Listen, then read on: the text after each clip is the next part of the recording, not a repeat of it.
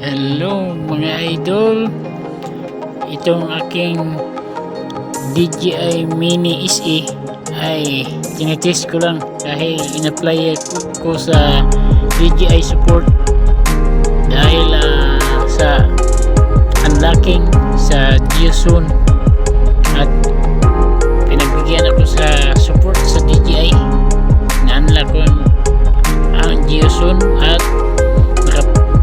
testing ako ngayon. Testing lang ito dahil malapit ang aking area sa airport. So ngayon testing lang ito at magawa pa ako bukas na mga update. Magpapalipad pa ako dito sa akin, i-update ko ang aking mga solar panel.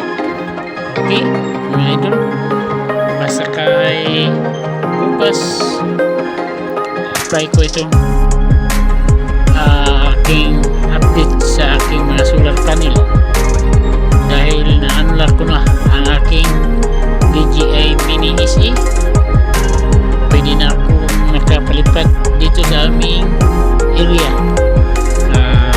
kahit malapit ako sa airport. So abangan nyo mga idol ang pagbalik sa aking pagpalipad ng drone.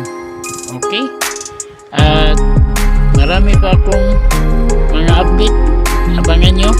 Okay, maraming salamat, bye bye.